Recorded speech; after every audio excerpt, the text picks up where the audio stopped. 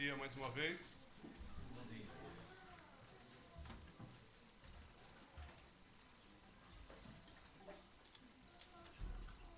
Hoje nós não tivemos aquela leitura prévia,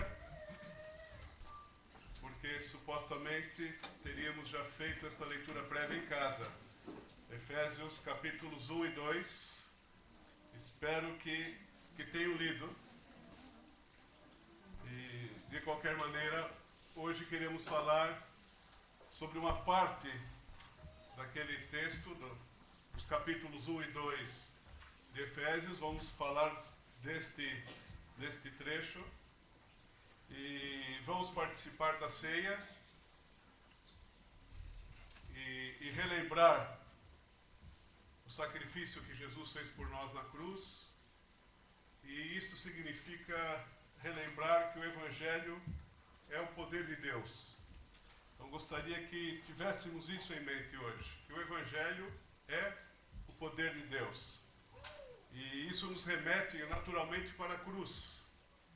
E já nos prepara então para participarmos do pão e do vinho que simbolizam o que Jesus fez. A parte central do Evangelho, que foi dar a sua vida por nós, se entregar por nós e ressurgir ao terceiro dia. Agora, para falarmos sobre isso, temos de ter em mente três problemas que muitos autores ou alguns autores estão a colocar. O primeiro é a falta de confiança no poder do Evangelho para mudar vidas. Parece que, de uma forma geral, nem os evangélicos acreditam mais que o Evangelho é o poder de Deus que transforma vidas. Acho que a nossa tentativa de adaptar o Evangelho a uma sociedade que se transforma e especialmente neste lado do mundo, ao vermos poucos resultados, isso abala um pouco a nossa confiança de que o Evangelho de facto pode tocar e transformar vidas. E queremos falar que o Evangelho é o poder de Deus e o poder de Deus que toca e transforma vidas. Mas existe uma falta de confiança, por isso que temos até dificuldade em pregar o Evangelho, porque se calhar não acreditamos muito que isso ainda seja possível. Estou falando de forma geral, não de nós especificamente, mas dos crentes de uma forma geral. Ok, um outro problema, pode mudar por favor, é a falta de clareza do significado do Evangelho. Parece que a nossa compreensão do Evangelho foi se diluindo ao longo do tempo. Novamente, à medida que tentamos adaptá-lo à sociedade de hoje, parece que o significado do Evangelho foi se diluindo, foi se perdendo. Uma pergunta: sendo o Evangelho tão central à fé cristã, como é que tu responderia a essa pergunta? O que é o Evangelho?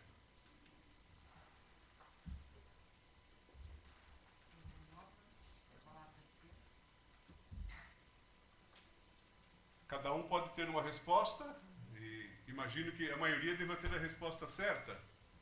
Espero que cada um tenha a resposta certa, mas não precisam compartilhar, mas é só para pensar. Afinal de contas, o que é o Evangelho? Um terceiro problema é a falta de uma comunidade que vive de facto o Evangelho. O que nós vemos hoje, de novo, de forma geral, são crentes que vivem como se Deus não existisse. Crentes que não fazem diferença, que vivem como se fossem descrentes. Então, a igreja já tem falta de confiança no poder do Evangelho. Já está um pouco diluído o significado do Evangelho.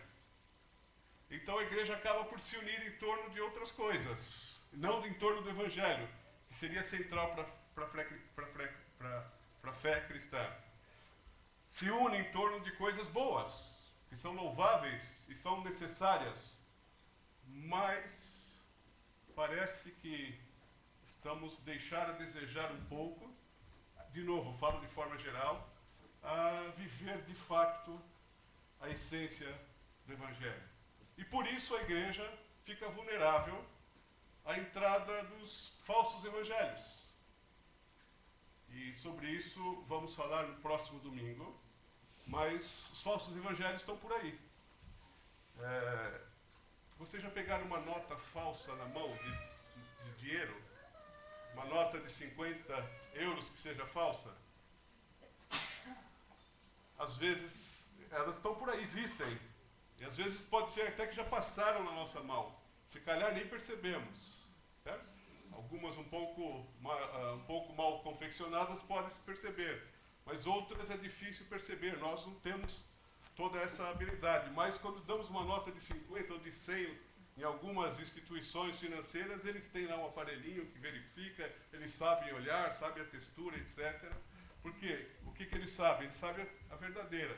Se nós conhecemos a verdadeira, vai ficar mais fácil reconhecer o que é o falso. Então, hoje queremos falar um pouco da essência, da base, dos fundamentos do que é o Evangelho, com ênfase de que o Evangelho é o poder de Deus. E isso vai nos ajudar, e domingo que vem vamos dar ênfase nisso, a identificar os falsos evangelhos que penetram na igreja. Alguns são bastante visíveis e outros são sutis e sorrateiros. Mas vamos falar sobre isso domingo que vem. Mas isso é importante. Então temos 3 problemas aqui quando falamos do Evangelho. Temos essas 3 dificuldades. Se calhar não se acredita mais que o Evangelho é o poder de Deus para mudar vidas. Certo? Se calhar já se perdeu um pouco da clareza do significado do que é o Evangelho.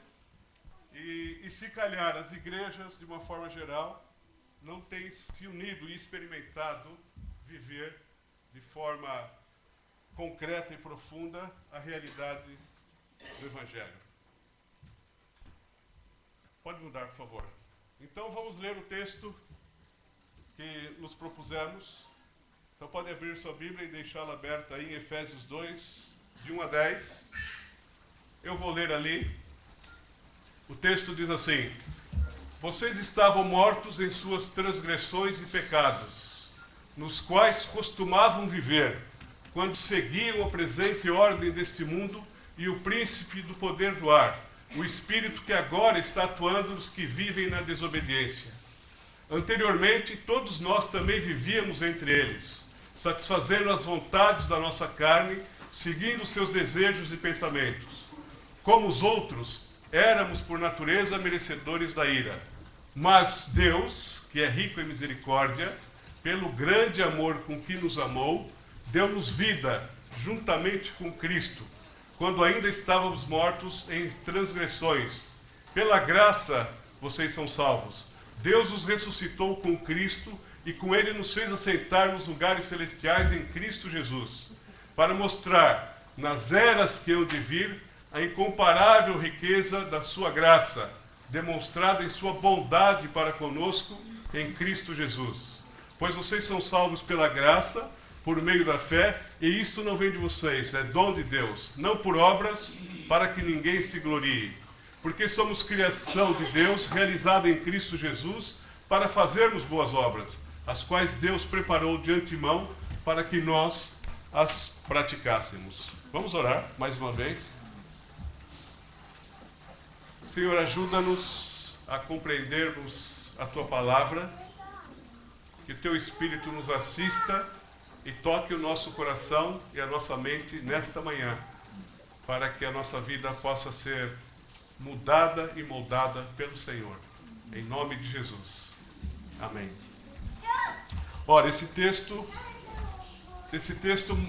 mostra algo interessante. A parte de cima, que está mais ou menos em vermelho, mostra a situação do ser humano. Deus criou o ser humano em condições ideais, e o ser humano optou por se rebelar contra Deus e passou a viver desta maneira. Morreu espiritualmente, a morte entrou, certo? A morte física, a morte espiritual, separação de Deus, e passou a viver como? Uma vida de pecado, uma vida dirigida, orientada pelo príncipe deste mundo, por Satanás, uma vida que vive na desobediência e uma vida que satisfaz só os seus próprios desejos, o eu está no centro e, portanto, uma vida que ficou por natureza merecedora da ira, uma vida sujeita à condenação eterna. Por quê? Porque nos afastamos de Deus. Então, esse é o mundo que nós vivemos. O mundo vive assim. Há problemas, há dificuldades, há doenças, há um monte de problemas e de tristeza e de complicações, etc. Por quê? Porque o homem se afastou de Deus. O ser humano se afastou de Deus. Foi escolha pessoal. Adão e Eva começaram isso, mas se nós estivéssemos lá, teríamos feito a mesma coisa. Teríamos feito a mesma coisa. E se olharmos à nossa volta, vemos o pecado como ele está latente, como ele está presente de uma forma muito particular das nossas vidas, mas olhamos à nossa volta e vemos o pecado aí.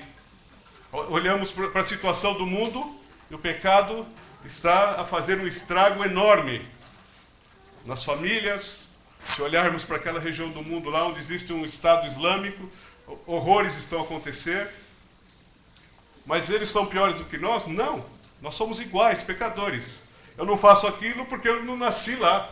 Mas se eu tivesse nascido lá, provavelmente estaria a cortar cabeças também. Porque somos todos pecadores, é o que a Bíblia diz. Somos todos pecadores. E estamos afastados da glória de Deus. Todos. Não há ninguém melhor. Ninguém melhor. E ninguém pior. Somos todos pecadores. É o que a Bíblia diz. Todos nós.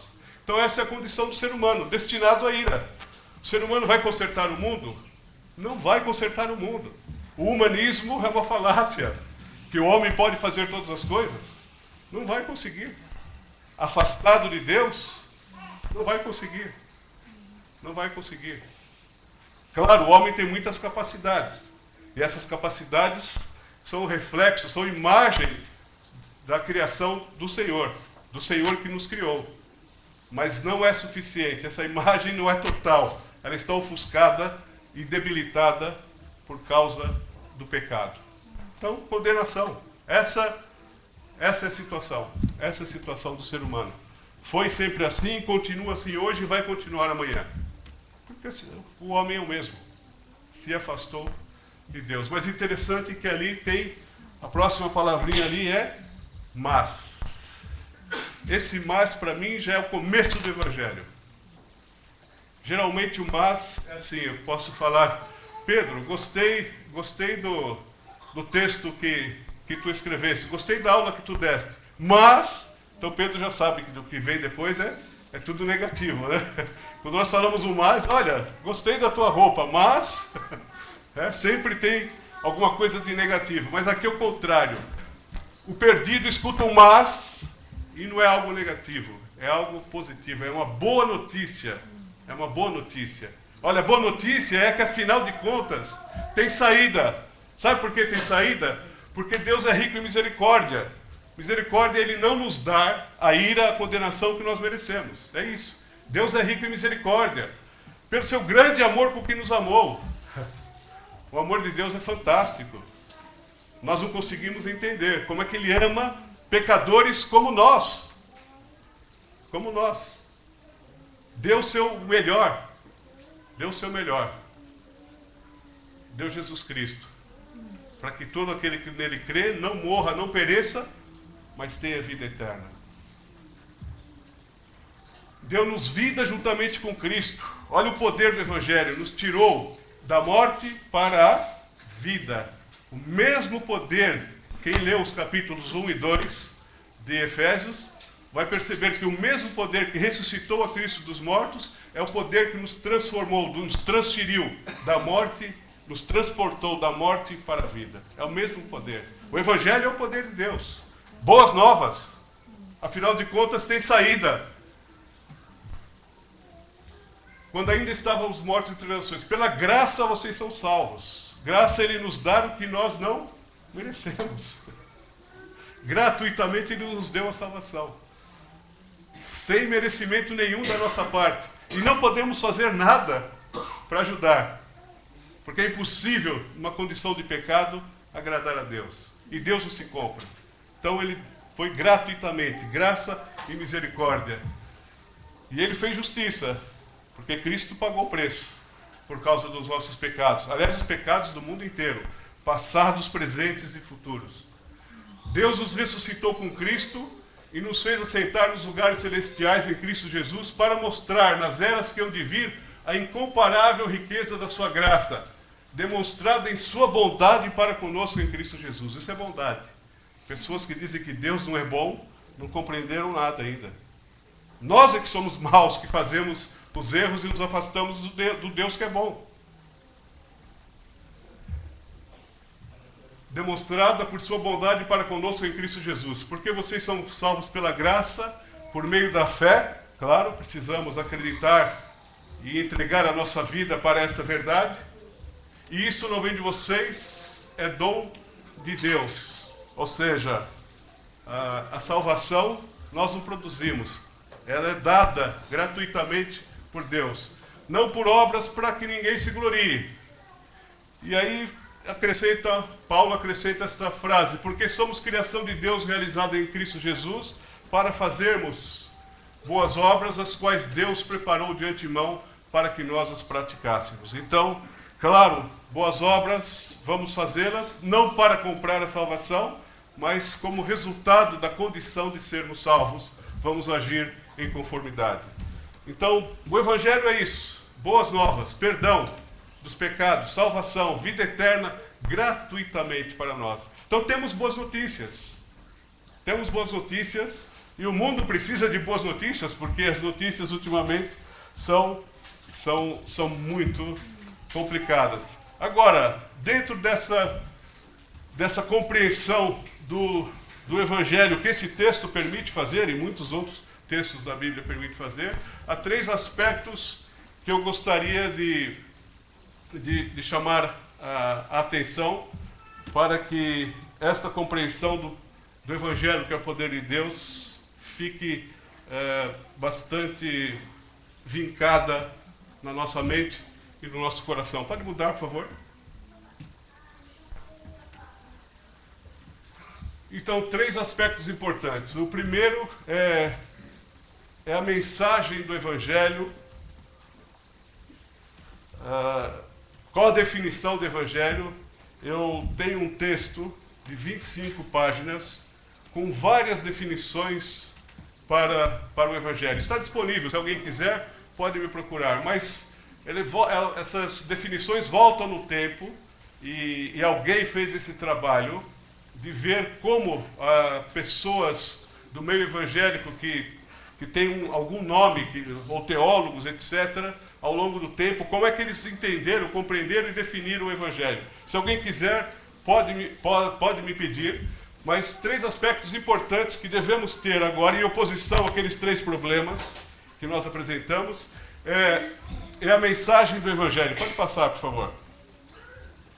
Segundo Paulo, a mensagem do Evangelho, a definição do Evangelho, vamos assim colocar, está aqui, na parte final desse texto. Irmãos, quero lembrar-lhes o Evangelho que lhes preguei, o qual vocês receberam e no qual estão firmes. Por meio deste Evangelho vocês são salvos, desde que se apeguem firmemente à palavra que lhes preguei. Caso contrário, vocês têm crido em vão.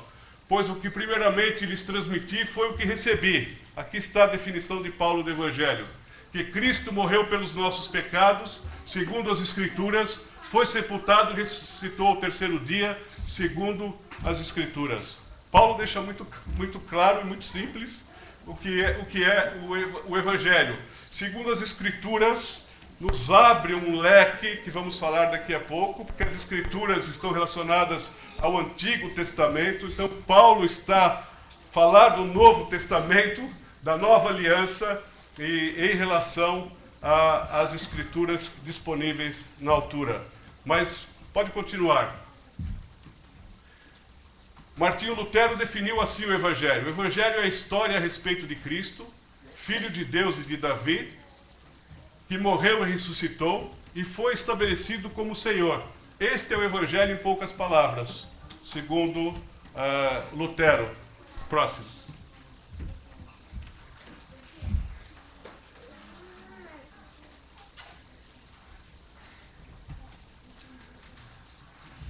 Esse já de uma pessoa um pouco mais recente.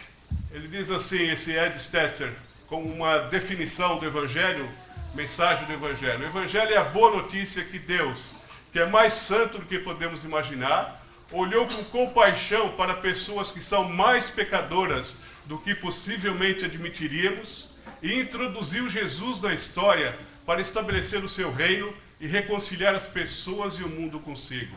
Jesus, cujo amor é mais extravagante do que podemos medir, veio para morrer sacrificialmente por nós, para que, através da sua morte e ressurreição, nós pudéssemos ganhar pela sua graça o que a Bíblia define como vida nova e eterna. Enfim, se nós fôssemos atrás de definições do Evangelho, existem muitas, mas o significado está claro. É a boa nova de que Jesus Cristo pagou o preço pelos nossos pecados. Ele morreu e ressuscitou para nos dar essa vida nova. Essa é a essência do Evangelho, é a mensagem do Evangelho. E a nossa resposta à mensagem do Evangelho é simples, é arrependimento dos pecados e fé na obra de Cristo, que nós mencionamos e que vamos relembrar hoje com a ceia, a nosso favor. Essa é a nossa resposta, que o ser humano deveria dar à boa notícia do Evangelho. Se arrepender, reconhecer que precisa de um Salvador, que está afastado de Deus, que é de facto pecador, que tem feito o que não agrada a Deus, e acreditar que o sacrifício na cruz é suficiente para nos purificar e nos perdoar de todo o pecado. É isso. É muito simples. É muito simples. Mas não para aí a nossa resposta à mensagem do Evangelho. Paulo coloca alguns desafios. Contudo, quando prego o Evangelho, não posso mergulhar, pois me é imposta a necessidade de pregar. Ai de mim se não pregar o Evangelho. Bom, Jesus nos mandou pregar o Evangelho a toda criatura. Boas novas a toda criatura. Toda criatura precisa saber que ela não precisa ficar em condenação e afastada de Deus para sempre. Ela precisa saber que há uma boa notícia. E a boa notícia é Jesus Cristo. Jesus Cristo. Esse é o Evangelho. Então, nossa resposta é anunciar o Evangelho. Além de recebê-lo em humildade e em arrependimento, precisamos anunciá-lo. Pode mudar, por favor? E Paulo ainda diz, não me envergonho do Evangelho, porque é o poder de Deus, é isso que estamos a falar, é o poder de Deus para a salvação de todo aquele que crê. Primeiro dos judeus e depois do grego. O Evangelho é para todos. O Evangelho é para todos. Aqui e até os confins da terra. Judeus e gregos, não interessa a cultura. O Evangelho está acima das culturas. O Evangelho é para todo ser humano, em todo lugar, em todos os tempos. É a boa notícia para sempre, para todos. É o Evangelho. E temos que levar esta palavra. Temos que levar esta palavra acreditando que ele é o poder de Deus que transforma vidas, assim como transformou a nossa. Acreditando que é o poder de Deus. O poder de Deus, querem ver o poder de Deus se manifestar? Prega o Evangelho. O Evangelho é que vai trabalhar e transformar uma vida, tirá-la das trevas e trazê-la para a luz, tirá-la da morte e trazê-la para a vida. O poder de Deus se manifesta assim. Um outro aspecto, então, nós falamos que tem 3 aspectos importantes.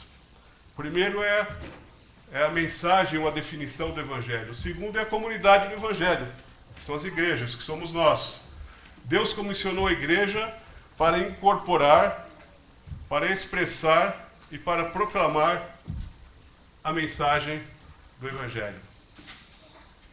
Quem leu os capítulos 1 e 2 de Efésios, como eu havia sugerido, como eu havia proposto, já percebeu lá a importância da igreja. E que Cristo foi dado à igreja como cabeça da igreja. E no final do capítulo 2, ele diz que do judeu e do grego ele fez um só.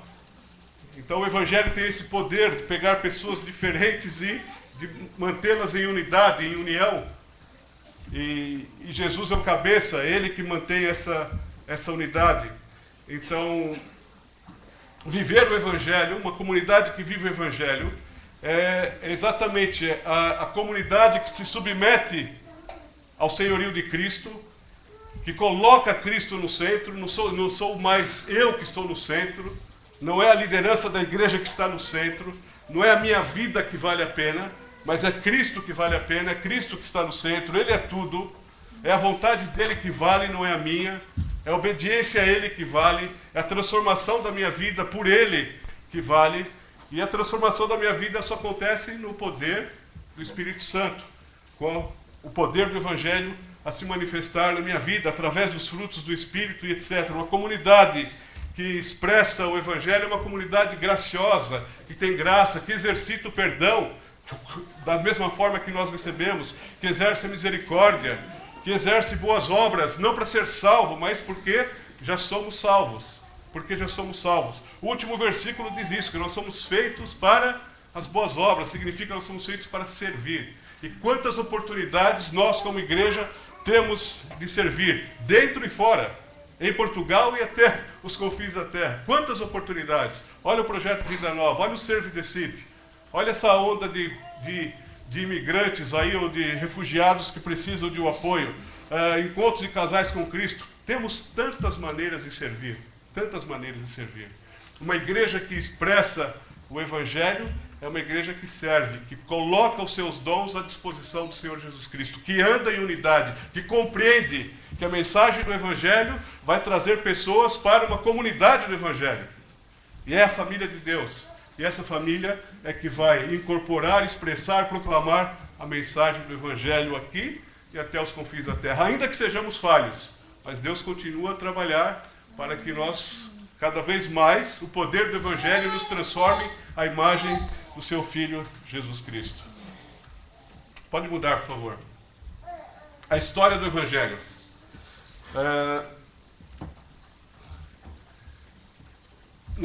É interessante nós percebermos que o Evangelho ele não acontece por acaso. Tem todo um contexto, uma história do início ao fim, onde o Evangelho está inserido. Tem a criação, a queda, a redenção e a restauração. Alguém estava aqui quando nós estudamos os 3 capítulos de Gênesis e encontramos lá a cosmovisão cristã? Nós vimos exatamente isso, que Deus, o Deus triuno, criou o ser humano pecou e depois Deus deu a lei para mostrar a sua santidade e mostrar a necessidade de um sacrifício perfeito. Depois veio Jesus para fazer a redenção, e Jesus morreu, ressuscitou, subiu aos céus e vai voltar para restaurar todas as coisas. Essa é a história do Evangelho. A história do Evangelho é a narrativa bíblica que nos leva da criação até a nova criação. E o ápice, sem dúvida, é a morte e ressurreição de Cristo. O Evangelho faz sentido nesse contexto, nesta cosmovisão, nesta forma de ver o mundo, uma forma completa, uma forma que considera a história toda, do início ao fim. O Evangelho se encaixa exatamente nisso. Agora, se o homem é bom, se a queda é anulada, o Evangelho já não faz sentido. Já não faz sentido, certo? E por aí em diante. Jesus morreu em vão. Mas sem dúvida, mesmo as pessoas que acreditam nisso, precisam ser convencidas pelo Espírito Santo do pecado, da justiça e do juízo. É o Espírito Santo que vai fazer o trabalho, que vai manifestar o seu poder na vida das pessoas. Então é importante termos em mente essa história maior onde o Evangelho se insere. Pode mudar, por favor. A história do Evangelho responde às grandes questões filosóficas e espirituais profundas. Como chegamos aqui? As pessoas são essencialmente boas ou más? Há esperança neste mundo? O que acontece quando morremos? O que nos reserva o futuro? Ora, o Evangelho tem resposta para isso tudo. O Evangelho tem resposta para todas. A história do Evangelho tem resposta para todas essas perguntas. Pode mudar. E é verdade que no centro dessa história nós temos a cruz de Cristo, na qual Deus Filho providencia o sacrifício para o pecado da humanidade e se torna a chave para a restauração de todas as coisas. Pode mudar. Fazemos parte de uma história que tem tudo a ver unicamente com Jesus Cristo, o Rei do Universo. No final da história, quando o Rei retornar e tiver tudo sob os seus pés, viveremos com Ele para sempre. Aí sim, todas as questões e dúvidas serão resolvidas na presença de Deus. E Ele promete na sua palavra, enxugará toda a lágrima dos nossos olhos. Mas isso lá na frente. Então há esperança, há um futuro. A história do Evangelho já faz todo o enquadramento. E o Deus Todo-Poderoso certamente vai cumprir tudo o que Ele registrou na sua palavra. Há respostas para mim, para ti e para o mundo perdido. O Evangelho é o poder de Deus que dá essas respostas e opera essas respostas, essa transformação na nossa vida. Vamos ter um tempo de reflexão pessoal antes de participarmos da ceia.